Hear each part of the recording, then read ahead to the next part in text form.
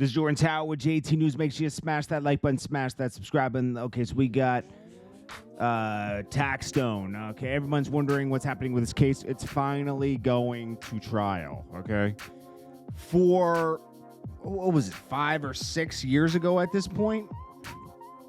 It took 6 years. I guess what you would say 5 years basically since his arrest that he's finally going to trial. It takes a long time for some of these things. Some things, like, look, Young Thug's already in trial 5 months in, 6 months in after an arrest, right? Look at TAXSTONE, 6 years. You know, these things don't make sense. But he's picking jury selection. He's going to go to jail. I don't care if you're a TAXSTONE fan, whatever. You know, what he did, he did wrong. When is Troy Ave going to go to court too? Because, like, even though I do believe he was the victim in that situation, right? You know, he never said charges were dropped or anything. So, like, I guess that happens soon too. But, you know, the sad part about this is Banga lost his life in the middle of the situation, trying to protect Troy Ave against TAXSTONE, who TAXSTONE was obsessed with Troy Ave. Even though Troy Ave, we knew he's kind of a liar, right? TAXSTONE was obsessed with him on another level, like personal. Like, it was beyond just calling him out. I don't know. 21 Savage named top rapper of the year. What is going on out here? Are you kidding me? Now, what did he have? The biggest one. This is complex naming this too. Did he have the best alley-oop of the year because Drake did an album with him? Absolutely. Biggest gift for Christmas? Absolutely. Biggest impact with Drake? Sure. For 2022. But best rapper? No. There was way better things that dropped in 2022 than 21 Savage. I'm sorry. No. He's cool. I'm happy for him. Doing his hustle. He makes consistent music for what he makes. That's good. Most people can't last that long. He's lasting 7 years at this point. And he's doing his thing. Even though he dry snitches on himself on Clubhouse. Richey got into it with Richey's brother got into it with 1090 Jake last night on Academics Twitch. I got to tell you, 1090 Jake is winning this because Richey's can't make sense of a 50-minute video, interrogation video that 1090 Jake got his hands on, where he's naming people. They're saying he's not a snitch, he didn't put anybody in jail. Indirectly, he might have, by helping them solve a case. Hey, you want to know who Chris something is? Show me pictures, I'll point them out. He's pointing out people and helping them put their case together. He's putting names on the board, yarn going one name to another, setting up the criminal board so they can make sense of an organization and a crime that happened, a murder that happened, okay? That's what happened. Then, you know, Richey's pointing out, 1090 Jake's pointing out that, hey, he only did 6 months for this. He named names and he got a deal. He got less time in jail. Exactly. And then they're trying to say, yeah, but bro, he didn't do this and that. Pull up this, and they pull up some job search thing for a job search, criminal search.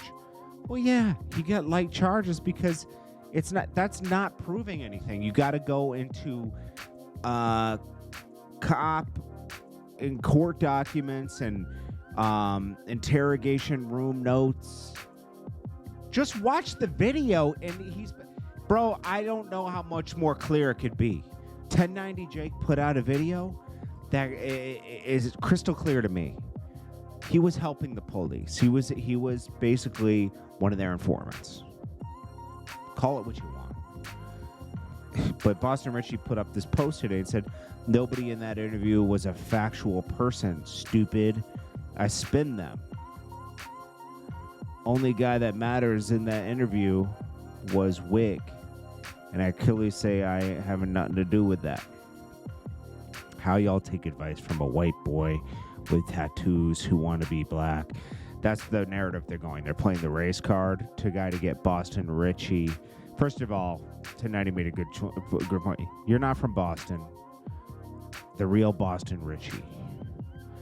I understand that. I guess he's trying to take the name out of Boston George, who was a white guy, right?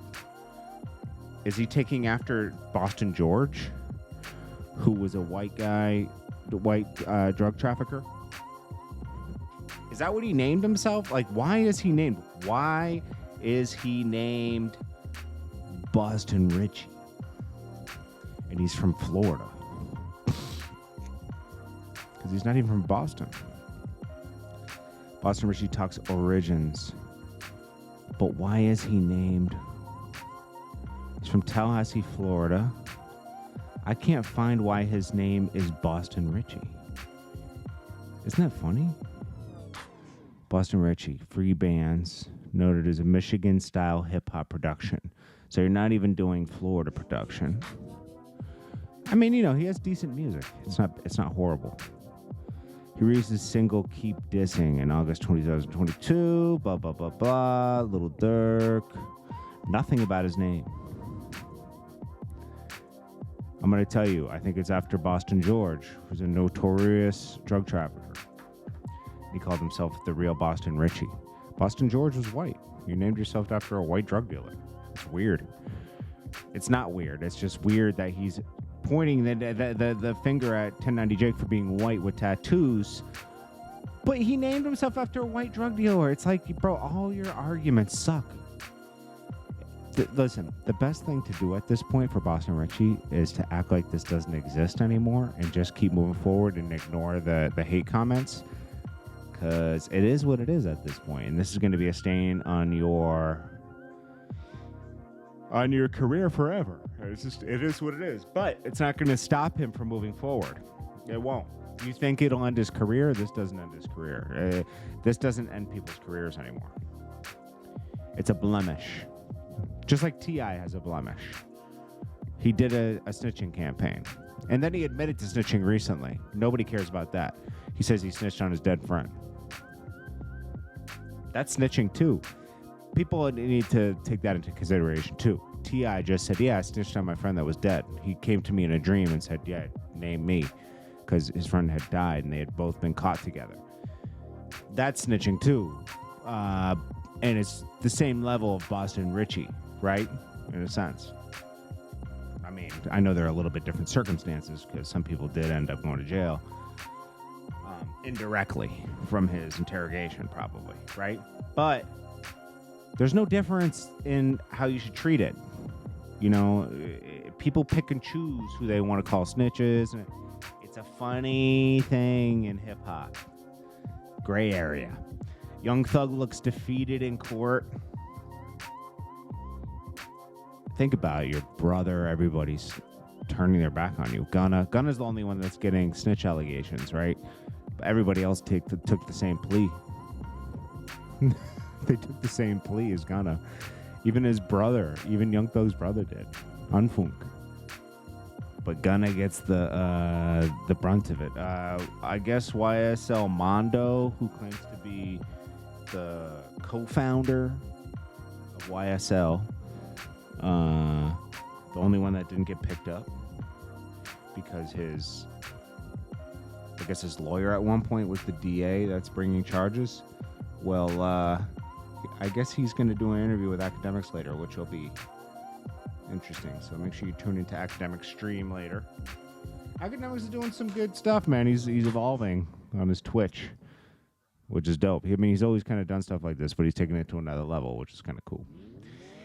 Anyways, this is Jordan Tower with JT News. Make sure you smash that like button, smash that subscribe button, and I'll check you guys later. Peace.